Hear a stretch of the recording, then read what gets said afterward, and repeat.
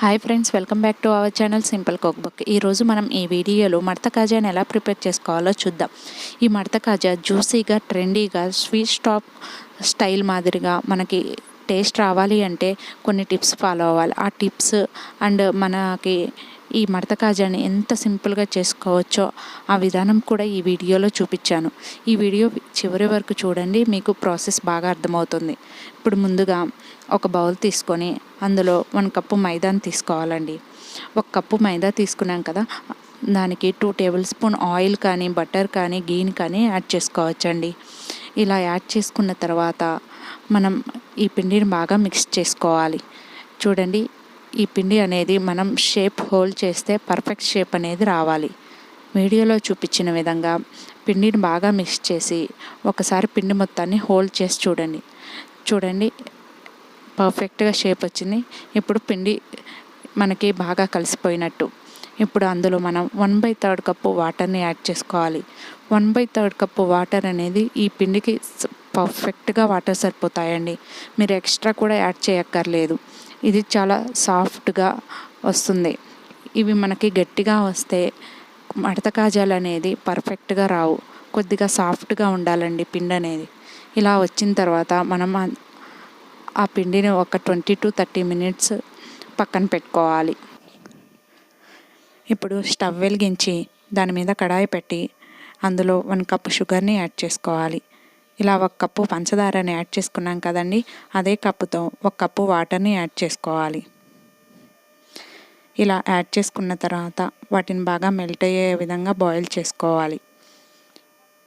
ఈ పాకం అనేది మనకి గులాబ్ జామ్ పాకానికంటే కొద్దిగా ఎక్కువగా, తీగ పాకానికంటే కొద్దిగా తక్కువగా ఉండేటట్లు ఈ పాకాన్ని చూసుకోవాలండి. అప్పుడే మనకి ఈ పాకం అనేది పర్ఫెక్ట్గా వచ్చినట్లు. ఇలా మొత్తం బాయిల్ అయిన తర్వాత అందులో 1 టేబుల్ స్పూన్ నిమ్మరసాన్ని యాడ్ చేసుకొని పక్కన పెట్టుకోవాలి. ఇలా నిమ్మరసం యాడ్ చేయడం వల్ల మడత కాజాల టేస్ట్ అనేది డిఫరెంట్గా, టేస్టీగా ఉంటాయి. ఒకసారి ట్రై చేయండి మీరు కూడా. మనం ముందుగా నానపెట్టుకున్న పిండి ఉంది కదండి, అది మామూలుగా అయితే అందరూ ఎలా చేస్తారు, ఈ ముద్ద మొత్తాన్ని పల్చగా ఒత్తి ఫోల్డ్ చేసుకుంటూ ఉంటారు. అలా కాకుండా కొద్దిగా డిఫరెంట్గా ట్రై చేద్దాం. ఆ ముద్ద మొత్తాన్ని 5 పార్ట్స్గా డివైడ్ చేసి ఒక్కొక్క పార్ట్ని చపాతీలాగా చేసుకోండి. చూడండి, కొద్ది కొద్దిగా కార్న్ఫ్లోర్ చల్లుకుంటూ సన్నగా రుద్దుకోవాలి.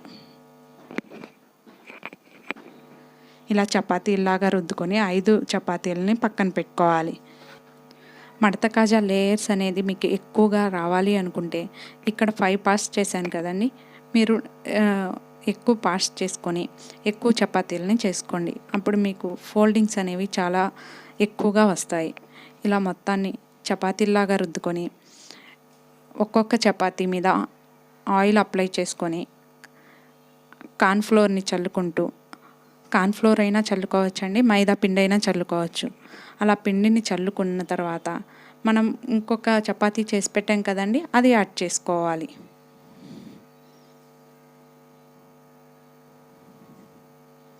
ఇలా మొత్తం చపాతీలని ఒకదాని మీద ఒకటి యాడ్ చేసుకోవాలండి. ఇలా మనకి ఎక్కువ లేయర్స్ కావాలి అనుకుంటే మనం ఎక్కువ చపాతీలను యాడ్ చేసి ఎక్కువ లేయర్స్ ఉన్న మడత కాజాలను ప్రిపేర్ చేసుకోవచ్చు. చాలా ఈజీ ప్రాసెస్ కదా. ఇలా ట్రై చేసి చూడండి, మీకు డిఫరెంట్గా చాలా మంచిగా ఫోల్డ్ చేయడానికి ఇబ్బంది లేకుండా ఉంటుంది.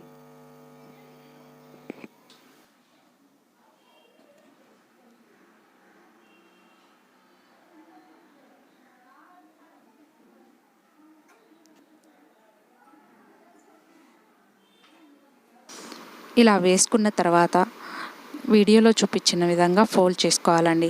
ఇలా మనం పొడిని డస్ట్ చేసుకుంటూ బాగా మడుచుకోవాలి. ఇది అనేది చాలా సింపుల్ ప్రాసెస్ అండి, మనకి ఈజీగా ఫోల్డ్ అయిపోతాయి కూడా. ఇలా ఫోల్డ్ చేసుకున్న తర్వాత చివరి భాగంలో కొద్దిగా వాటర్ని యాడ్ చేసి మనం చివరి భాగాన్ని అతికించుకోవాలి. ఇలా అతికించుకున్న తర్వాత మొత్తాన్ని ఒక్కసారి నెమ్మదిగా రోల్ చేసుకోవాలి. మైదా పిండిని యాడ్ చేసుకొని మనం మెల్లగా రోల్ చేసుకోవాలి. చూడండి, వీడియోలో చూపించిన విధంగా మొత్తం బాగా రోల్ చేసుకున్న తర్వాత దాన్ని చిన్న చిన్న పీసులుగా కట్ చేసుకోవాలి.